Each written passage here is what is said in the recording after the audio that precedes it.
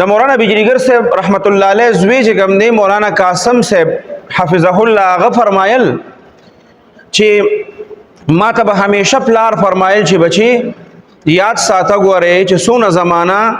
تیریږي نو دا نبی کریم صلی الله علیه وسلم د زمانې نه لری کیږي او وی ما ته یو واقعیا بیانول چې بغداد ته یو اته بزرگان لاړل بغداد ته وی اغي چې لاړل نو د اغي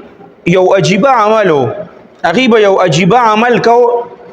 او هغه عمل چې دین او هغه ته ننبای او هغه خلک هم حیران وغي بلاړو او ننبای ته به وی پړمبه روز چلاړو ننبای ته وی چې تاسو سره د بیگانه د شپې روټه چرته پاتې شي نو موږ له هغه راکا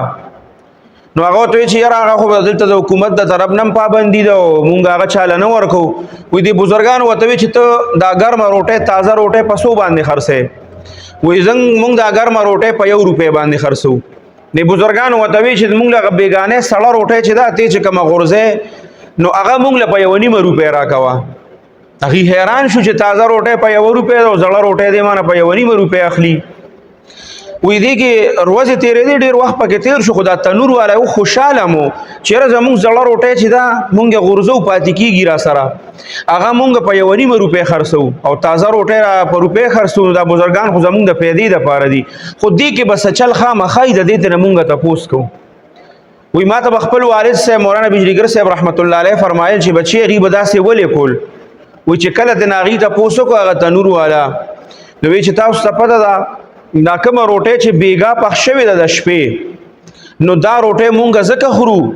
سړه روټه اخلو باسی روټه اخلو په 1 روپے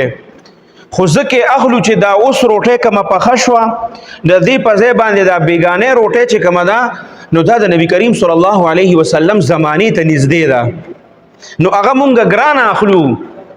په 1 روپے اخلو خو صرف د دې وجه اخلو چې هغه د نبی کریم صلی الله علیه وسلم زمانه ته نږدې ده نو عقیبه وې دون خیال ساته